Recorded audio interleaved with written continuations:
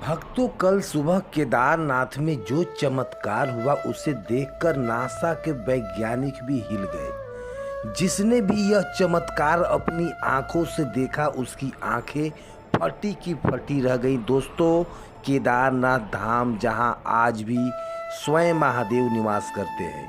केदारनाथ धाम देखने में जितना ही खूबसूरत है उतना ही भयंकर और डरावना भी है। केदारनाथ धाम हर साल 6 महीने बर्फ में दबा रहता है, लेकिन चौंकने वाली बात यह है कि मंदिर पर कोई नुकसान नहीं होता। दीवारों को ना तो छत को, उतनी ऊंचाई पर हर चीज़ टूट जाती है, लेकिन मंदिर आज भी वैसे का वैसा ही। केदारनाथ केवल एक तीर्थ नहीं बल्कि एक ऊर्जा का केंद्र है, जहां पर हर समय भक्त आते रहते हैं दर्शन के लिए। जिसका आत्मा साक्षात शिव से जुड़ी हुई है। लेकिन बहुत बड़ा चमत्कार अभी हाल ही में केदारनाथ के घाटियों में हुआ है। केदारनाथ धाम जो 6 महीना के लिए सर्दियों में बंद रहता है, यूँ समझ लीजिए पूरी तरह से बाबा केदारनाथ बर्फ़ में विलीन हो जाते हैं। चारों तरफ बर्फ़ की चट्टानें जम जाती है, फिर कोई धर्मशाला न तो कोई दुकान, सभी बर्फ़ की चादर में ढक जाते हैं। इसलिए सभी लोग केदारनाथ धाम को खाली करके सर्दियों के पहले ही नीचे गौरी कुंड चले जाते हैं। और जैसे ही केदारनाथ धाम के कपाट खुलने का समय आता है, सभी लोग वापस से अपना सामान घोड़े खच्चरों पर लादकर वापस ऊपर 20 किलोमीटर दूर केदारनाथ धाम चले आते हैं, जिसमें किराने का सामान, रुकने का सामान, ज़रूरत की हर वो चीज़ अपनी साथ दुकान के लिए अपने खच्चर पर लादकर धर्मशालाओं में लेकर आते हैं, ताकि यात्रियों को सर्व सुविधा वहां पर मिल सके। दोस्तों, केदारनाथ की तैयारी जोरों शोरों से शुरू हो चुकी है। इसी बीच प्रवीण रावत नाम का एक पहाड़ी, जो कि बाबा केदारनाथ धाम में ही तंबू लगाकर चाय, बिस्किट और पराठे बेचने का कार्य करता था, वह अपना सामान घोड़े खच्चरों पर लादकर ऊपर बाबा केदारनाथ धाम लेकर जा रहा था। प्रवीण महादेव का सच्चा भक्त था, वह बहुत बड़ा भक्त था महादेव का। बाबा केदारनाथ उसकी रग रग में बसे हुए थे। जब प्रवीण अपने सामान को लेकर ऊपर बाबा केदारनाथ धाम के समीप पहुंचा, उसने सबसे पहले एक हाथ में नारियल और अगरबत्ती लिया और बाबा केदारनाथ को वह नारियल अर्पित कर दिया और हाथ जोड़कर बाबा केदारनाथ को कहा कि हे बाबा केदारनाथ, आपके भक्त आपको दर्शन के लिए आ रहे हैं। आप सभी भक्तों को रक्षा करना और दर्शन देना। हम आपसे यही कामना करते हैं किसी का कोई नुकसान ना पहुंचे। और दुकान में सामान रखकर वापस सामान लेने के लिए फिर गौरी कुंड जा रहा था। लेकिन उसी समय लौटते समय बहुत बड़ी भारी बर्फबारी और बारिश शुरू हो गई। लेकिन इसी बीच उसके घोड़े का पांव फिसल गया और वह घोड़ा रास्ते में फिसलकर नदी के नीचे जाने ही वाला था कि इतने में प्रवीण की पत्नी मीरा ने उसकी रस्सी पकड़ ली। घोड़े में इतना वजन था, फिर भी प्रवीण की पत्नी ने पूरी जान लगाकर रस्सी पकड़ ली। एक हाथ में रस्सी थी और दूसरा हाथ में पेड़ पकड़ा हुआ था। उसने अपने घोड़े की जान बचाने के लिए अपनी जान बाजी पर लगा दी और इतने में प्रवीण ने अपना सामान हटाया और मीरा की मदद की। दोनों ने खींच कर अपने घोड़े को वापस से रास्ते पर लाया और उसकी जान बचाई। चारों तरफ सारी बारिश हो रही थी, लेकिन इसी दौरान मीरा का पांव भी फ्रैक्चर हो गया।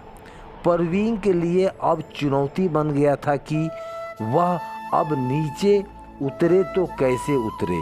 प्रवीण वापस से नीचे जाने वाला था, उसकी पत्नी दर्द से करा रही थी और जैसे ही तैसे प्रवीण और उसकी पत्नी गौरी कुंड पहुँचे और वहाँ जाकर उन्होंने सबसे पहले डॉक्टर को दिखाया। लेकिन डॉक्टर ने कहा कि तुम अब ऋषिकेश चले जाओ, वहाँ जाकर आप अपनी पत्नी का इलाज करवाओ, क्योंकि चोट बहुत ही गंभीर दिखाई दे रहा है।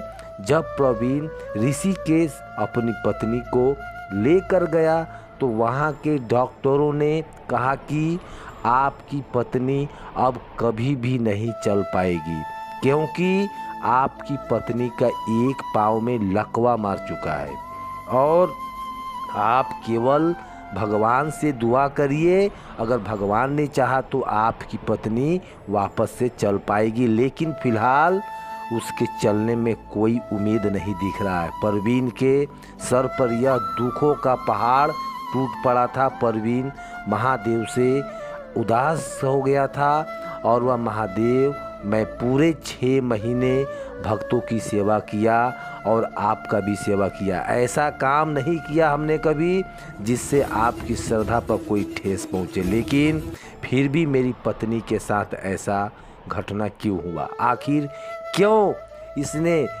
अपना पाँव को फ्रैक्चर के अलावा लकवा भी मार गया? अब तो पशुपति नाथ हैं, आप पशुओं का रक्षा करते हैं, तो मेरी पत्नी मीरा ने एक पशु की जान बचाई है, फिर आप यह कैसे देखे?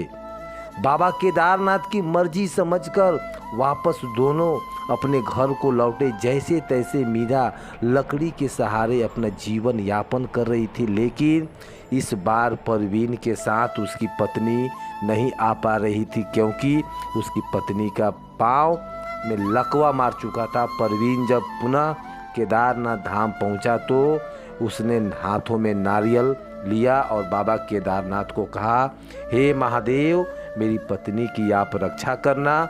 वह हर बार आपके दर्शन करने के लिए आती है, लेकिन इस बार उसका पाँव टूट चुका है, उसके पाँव में लकवा मार चुका है और अब वह चल नहीं पाती। अब वह आपके दर्शन के लिए भी नहीं आ पाएगी। उसकी रक्षा करो बाबा। केदारनाथ से मन्नत मांगकर वह वापस अपनी दुकान को लगाने के लिए पहुंच गया। उसने अपना सामान उतारा और वहीं अपनी दुकान जमाने लगा। जैसे ही वह दुकान जमा रहा था, इतने में वह थक हार कर बैठा हुआ था और थक कर उसे कब नींद आ गई उसे पता भी नहीं चला, लेकिन इतने में ही उसके सर पर एक हाथ लगा। प्रवीण ने सोचा कि कोई जानवर होगा जो उसके सर पर हाथ फेर रहा होगा। परवीन की एकदम से नींद खुली और उसने देखा कि उसके सामने उसकी पत्नी बैठी है। प्रवीण समझ नहीं पाया कि आखिर यह कैसे हो सकता है। यह तुरंत उठकर खड़ा हो गया। उसके सामने उसकी पत्नी थी। परवीन ने अपनी पत्नी से पूछा, क्या तुम चल पा रही हो और तुम यहाँ कैसे आ गई? परवीन की पत्नी ने कहा कि आज सुबह जब मैं उठी तो मेरा पाँव बिल्कुल सही था, जैसे मेरे पाँव में कुछ हुआ ही नहीं था।